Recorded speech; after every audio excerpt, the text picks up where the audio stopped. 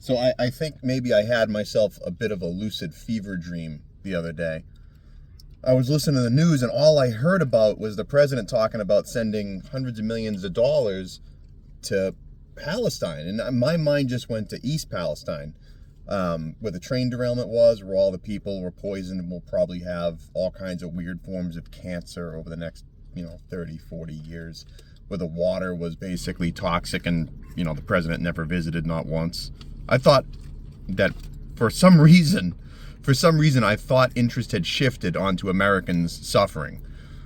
But I was quickly reminded that what we were actually talking about was the Palestinian people who have been constantly attacking their Jew neighbors since the inception of their fictitious nation called Palestine. See, they're actually Jordanians and Syrians, but that's not something we talk about. These people elected Hamas. They had the full weight of the international community. The world was watching to see who they would elect, and the world would have backed them up in the election of whoever the hell they wanted, and they elected Hamas, a known terrorist organization. Now fast forward, here we are. Hamas does what Hamas does. Muslims doing, what Muslims have done since 610 AD.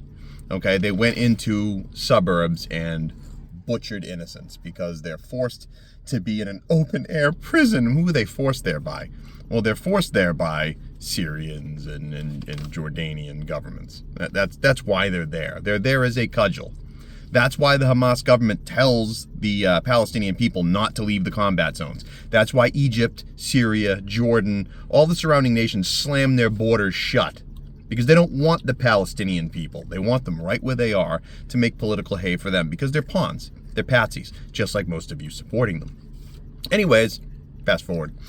After the brave prison break happened, where they tortured children in front of parents and tortured parents in front of children before executing them in horrible fashion, there was celebration in the streets of Palestine, and all over the world for that matter.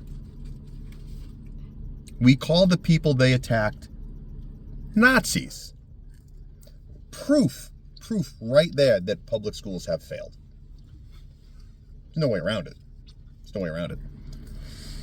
So yeah, again, just to rewind, I thought we were talking about East Palestine and, the cancer patients, the future cancer patients that were neglected by the federal government.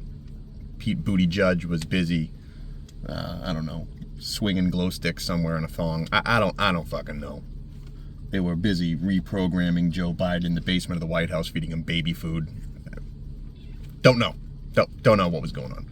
But apparently, we're now all supposed to care about Palestine. Look, I don't want anyone in Palestine, Israel, Jordan, Libya, Syria, Tanganyika. I don't give a shit. I don't want innocents hurt anywhere. I don't think that's right. I think all the adults involved and innocent children being hurt are all equally guilty, of not being adults and doing the adult things. But what I'm not going to do is make excuses for people who go out of their way to intentionally target women and children. Hey, look, Jews kill kids, American soldiers kill kids in war. It happens all the time. But I guarantee you the IDF does not step off the goal line, just like U.S. Marines don't step off the goal line with today, we're going after the kids and the women. It doesn't happen.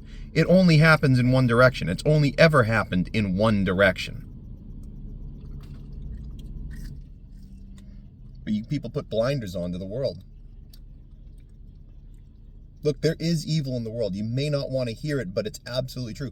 There is evil in this world. It is widely on display. Like I said, I'm not advocating for us to get involved. I don't think we should be. I think we should be worried about East Palestine, not Palestine.